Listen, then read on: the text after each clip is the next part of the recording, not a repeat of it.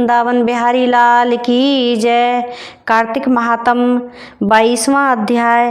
राजा पृथु बोले, हे नारद जी, अब आप कृपा कर मुझे यह बताइए कि वृंदा को मोहित कर विष्णु भगवान ने क्या किया और फिर वह कहाँ गए।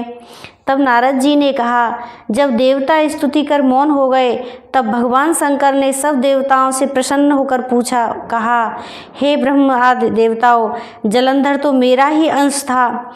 मैंने उसे तुम्हारे लिए नहीं मारा, किंतु यह मेरी सांसारिक लीला थी। फिर भी आप लोग यह सत्य कहिए, आप इसमें सुखी हुए हैं या नहीं।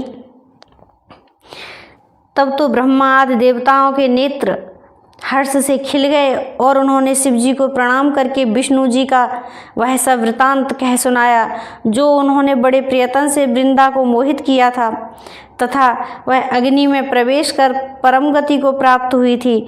देवताओं ने यह भी कहा, तभी से वृंदा की सुंदरता पर मोहित हुए विष्णु भगवान उनकी चिता की राख लपेटे हुए इधर उधर घूमते हैं।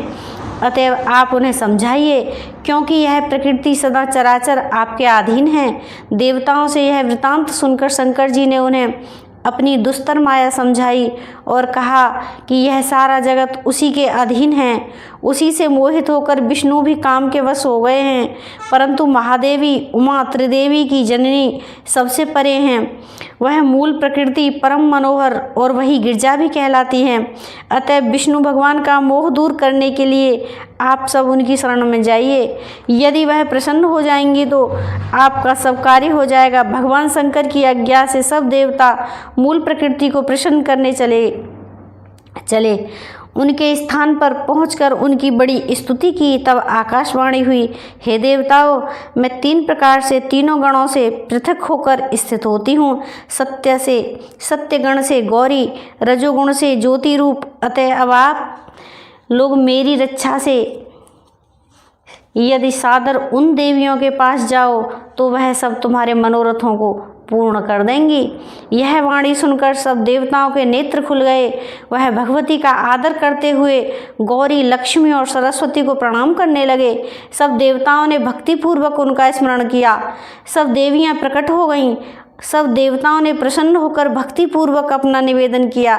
देवियों ने कुछ बीज देकर कहा, इन्हें ले जाकर दे दो, तुम्हारे सब कार्य सिद्ध हो जाएंगे।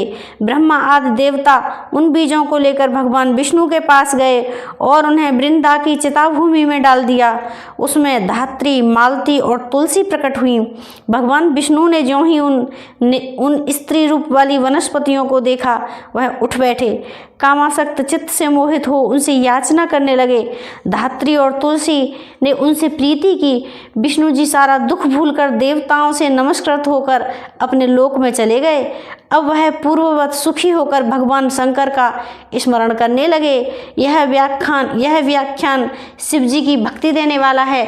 बोल वृंदावन बिहारी लाल की जय।